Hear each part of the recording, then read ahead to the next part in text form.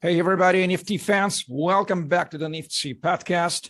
I'm your host, Eugene, aka Crypto MC. You know, I love to talk to ladies, and I'm so happy today because I am having a lady. She's Anna Tutova, the CEO of Cointelegraph, the media you absolutely love in crypto industry. So, Anna, thanks for joining me today.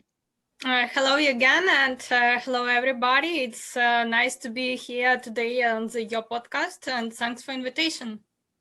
You know, I love to start with a personal story of the speaker. And the first question comes to you: how did you get into the blockchain space? Yes, so basically I knew out about Bitcoin and crypto from my group mate in early 2017. And actually in conversation, he mentioned Bitcoin. After I started Googling what's that, and I got interested. And actually, I've been always interested in financial markets. And I thought before about trading on Forex markets or stock markets. But in reality, I just traded stocks for others, not for myself. And then I wanted to invest into crypto. And unfortunately, I told about that to my parents. They started shouting at me, like older people are usually conservative and not really keen on new technologies. So unfortunately, I didn't invest into Bitcoin at the time when it costed just $2,000. But I invested into it later. I read time from time some news in this industry, and maybe in half a year later, some guys I knew started working with ICO project, and they invited me for the interview. And then, since I already had some basic knowledge, we started working together. It was October 2017, and from that time, I started as well researching what was more the market, what the exchanges were at the time, what were the options to buy crypto. And actually, I'm from Ukraine, so of course the best exchanges are like Binance or Bitfinex or some others. And the tricks with those ones was that like you need to onboard your fiat somehow. And there are limitations in Ukraine for the send of SWIFT transfers, just like maximum $500 per day. And there are very high fees, like you need to pay $15 each time, plus like 3% commission. So that was not a good option. But eventually I found out some Ukrainian exchanges and started buying my first crypto from that time and really getting involved seriously into this industry. Awesome. The great practical experience. You know, when I'm talking to the crypto media founders here, I always ask, is it hard to run a crypto media due to competition and so on and so forth? Somehow, yeah, it's hard because when there are already some big players and you need to gain your market niche as well. But currently, the media market is not our main business. So we have different directions. We have as well a fund. News media just like additional thing just for our branding, getting news from the companies, covering some other activities, what's happening on the market as well. We have our own YouTube channel, and we do as well some interviews with the founders of the companies. And as well as a media, we work with other media too. So we have our own PR agency, and we help companies and executives with publications in both media, from traditional side like business tech media and as well crypto media. So like Forbes, Entrepreneur, Cointelegraph. So basically all this media are our partners and friends. Gotcha. Well, our main goal today is to explore what's going on in the NFT realm, to get your opinion. So let me first start. How did you get your first exposure in your life with NFTs, and how do you explain simply for non-crypto person exactly what is an NFT? So the first time I heard about NFTs was like 2017, it seems, with the boom of those crypto kitties. And at that time, it was probably the only one NFT on the market, and I heard from my friends. So like we breed in some kitties, and that's it. But I didn't really get involved into that.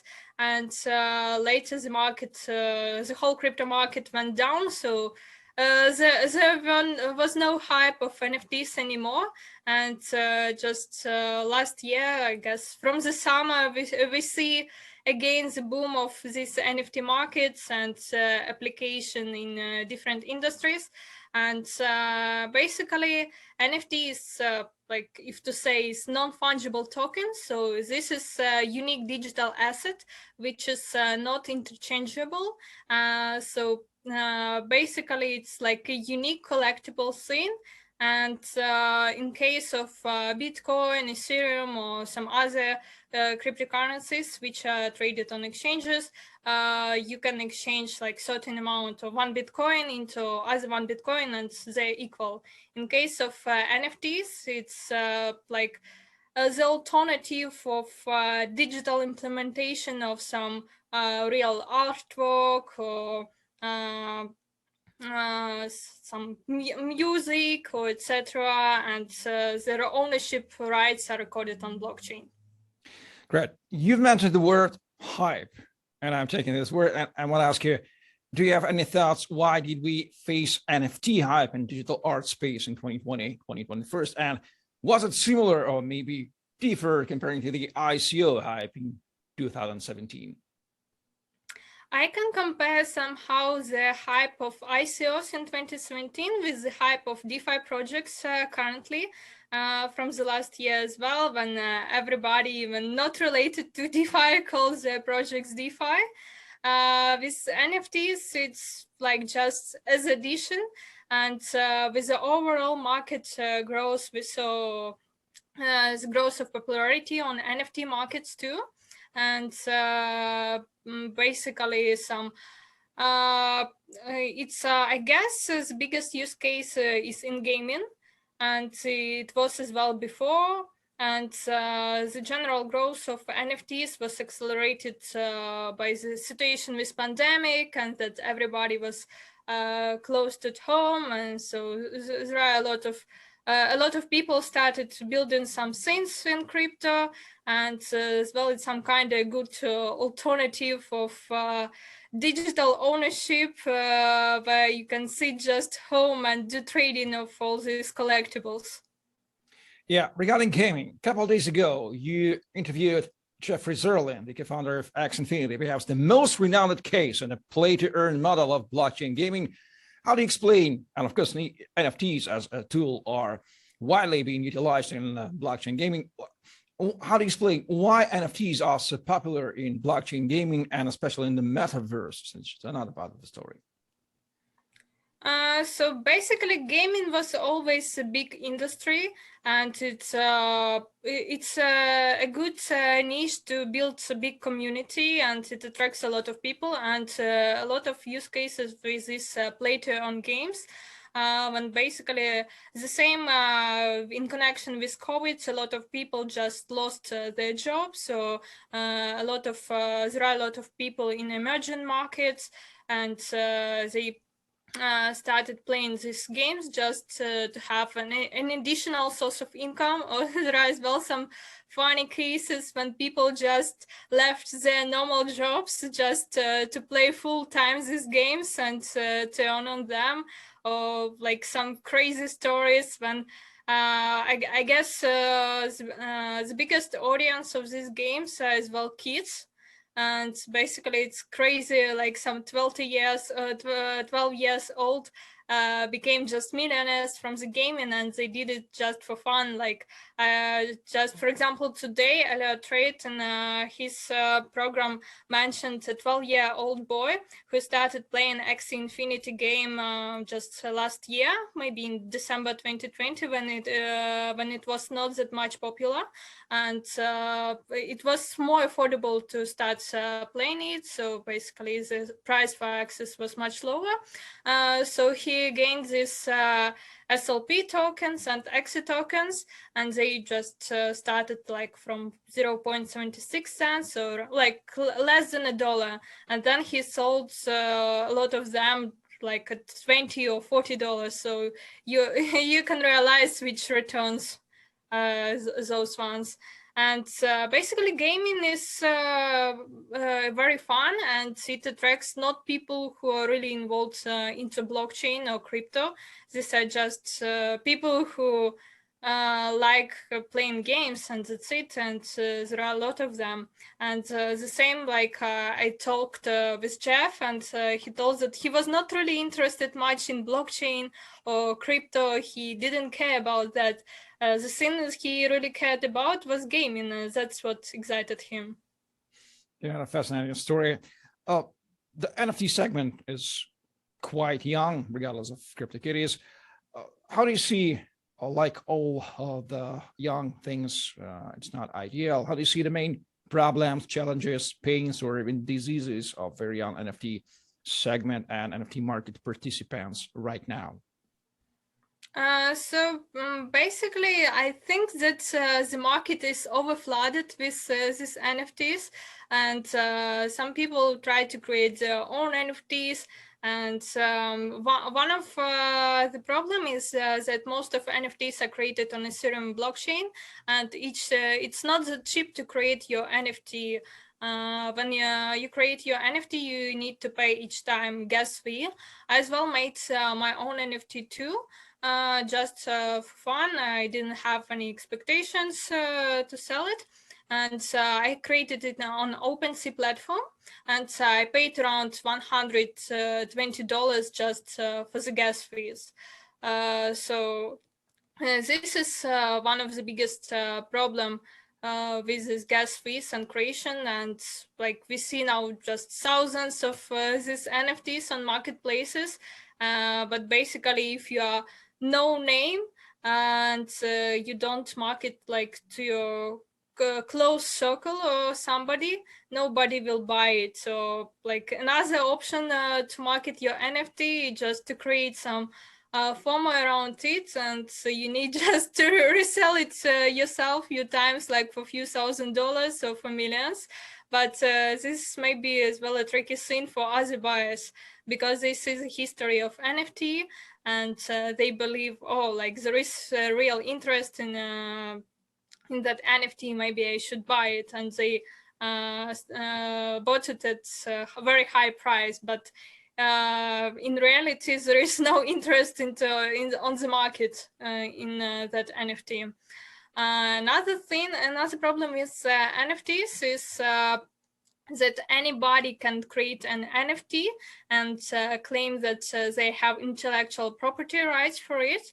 And there were a lot of stories when some artists' work were just posted as created as NFTs and sold as NFTs by people who were not really authors of those NFTs.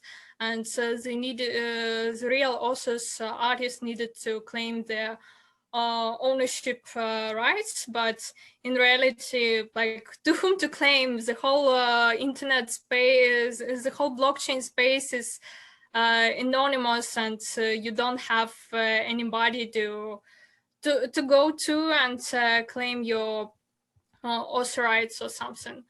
One more problem is probably with the interoperability and with the payouts of royalties. So basically, when you create your NFT, you can program that each time your NFT is resold on the market, you will receive some royalties, like, for example, 2 or 10% from each sale.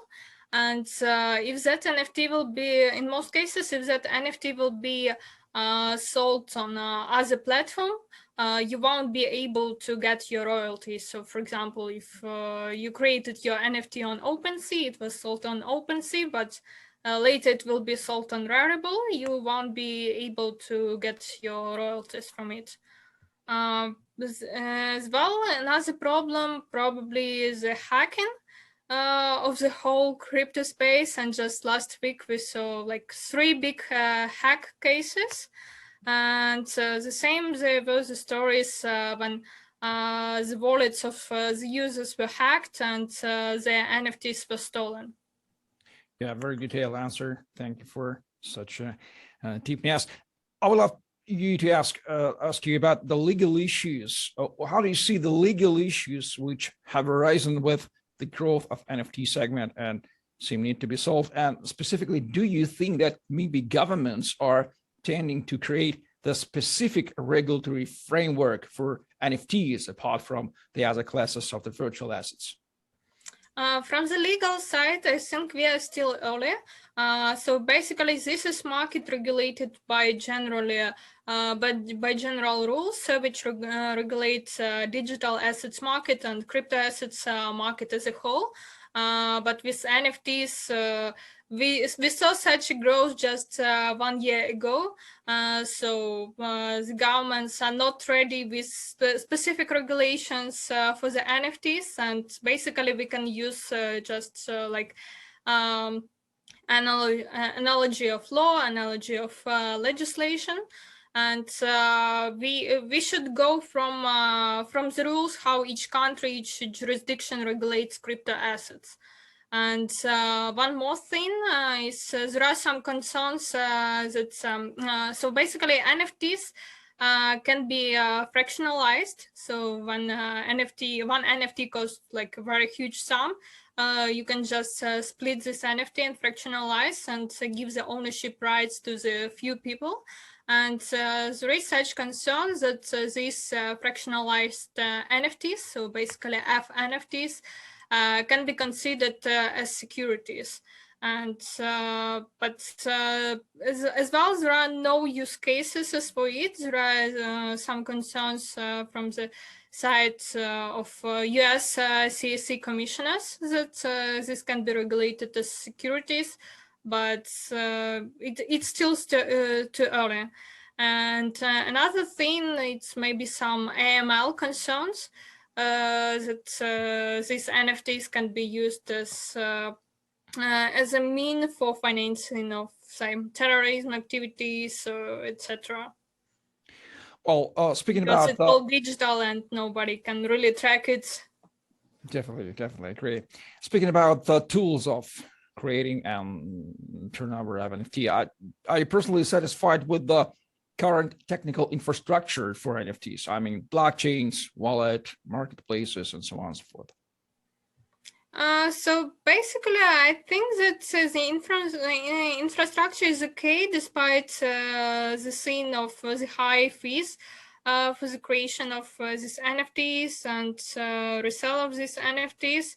And we see some market leaders for these NFT marketplaces like OpenSea, Nifty,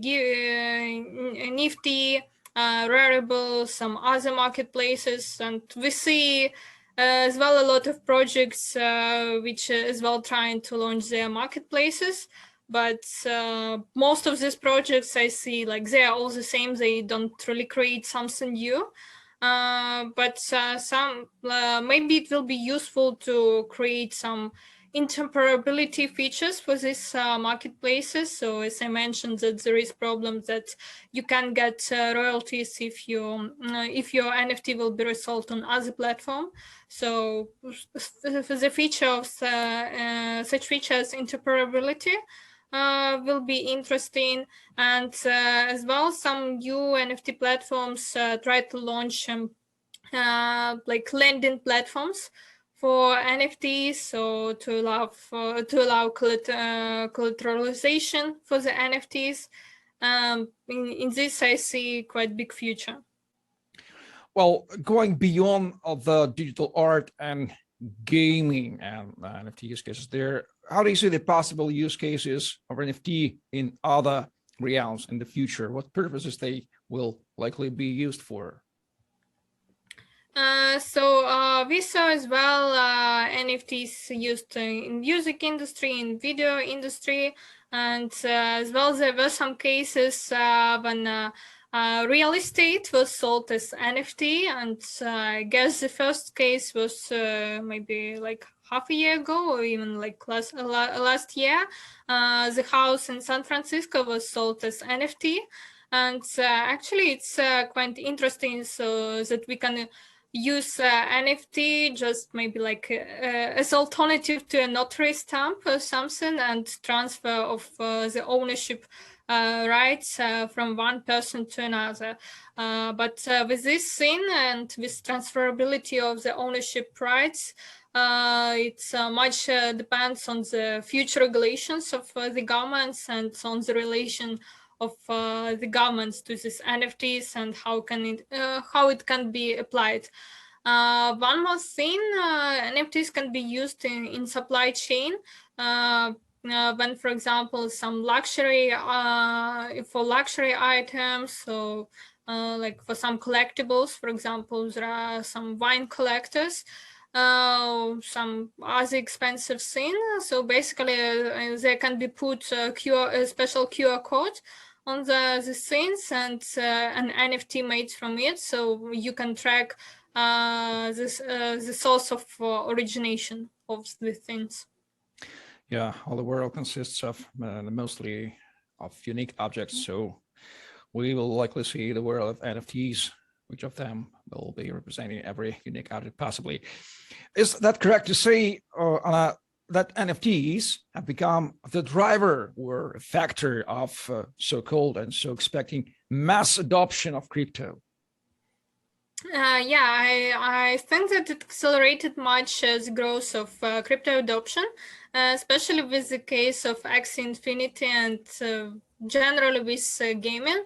That a lot of people were involved into the industry outside of crypto. So basically, they were not interested in crypto at all, but they were interested in playing games, so even earning by playing these games. And these games attracted those new buys to the industry.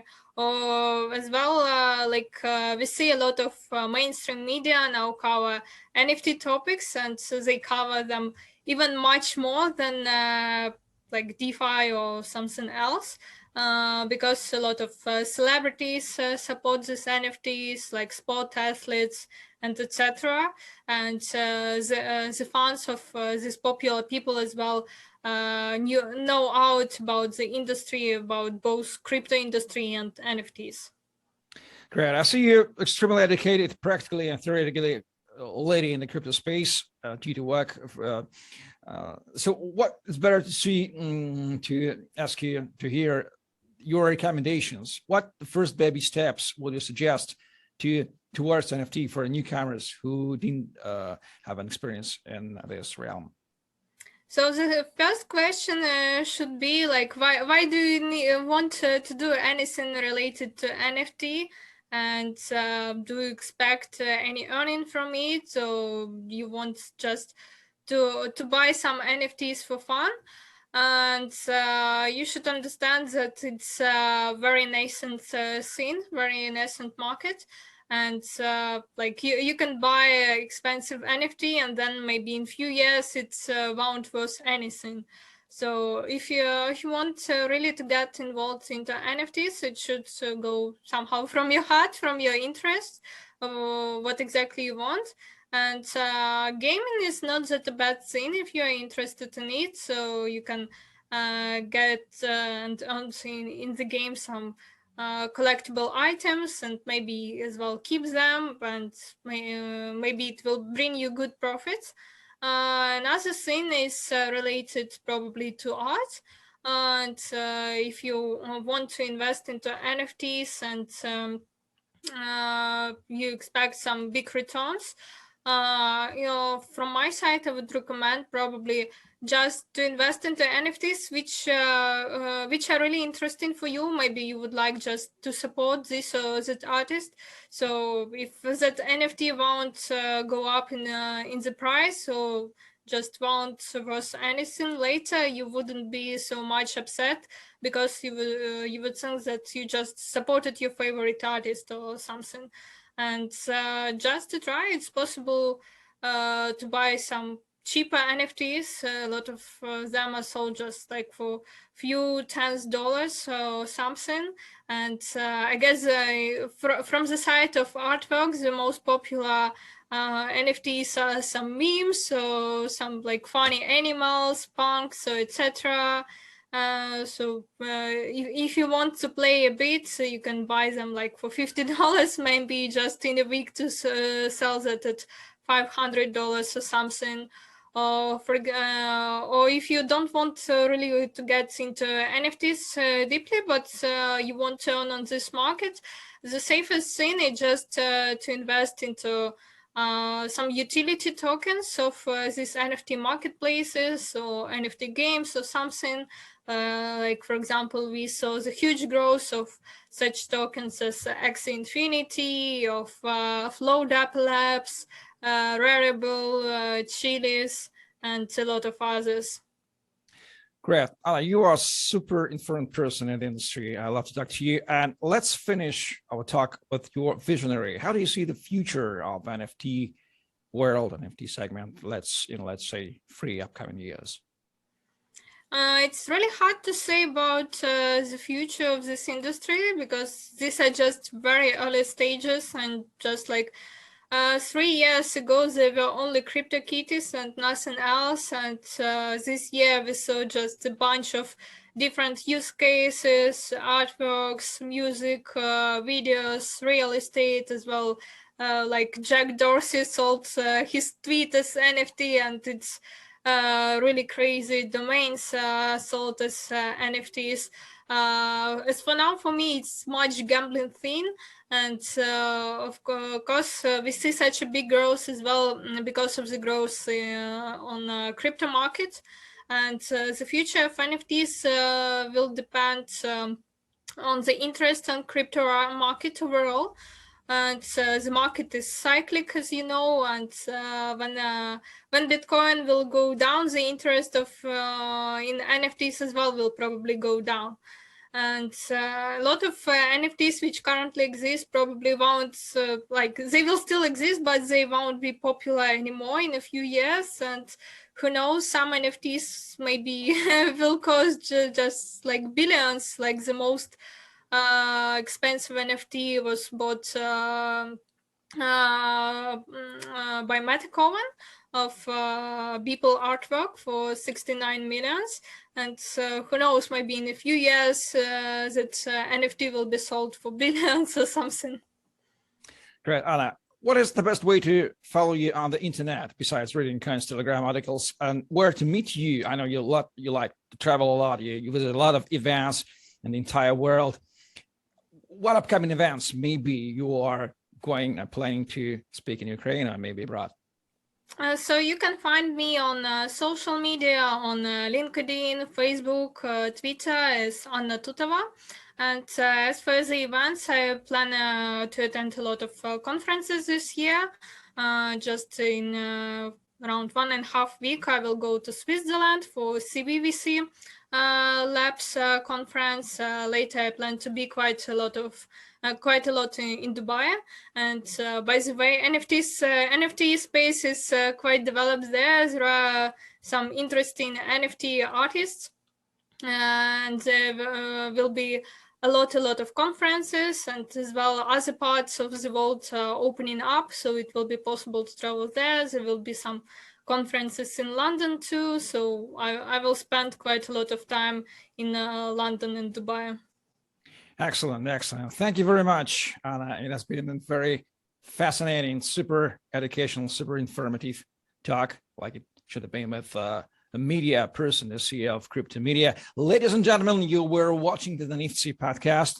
It is supported by the NIFTSY protocol. Please like, share, comment, subscribe on the channel. And please don't forget to hit the bell button. We are publishing daily. That's our velocity. And Anna Tutova, the CEO of Coins Telegram, and Eugene, aka Crypto MC, we're with you. Thank you for listening, and see you in the next episodes of the NIFTSY Podcast. Bye-bye. Thank you. Goodbye.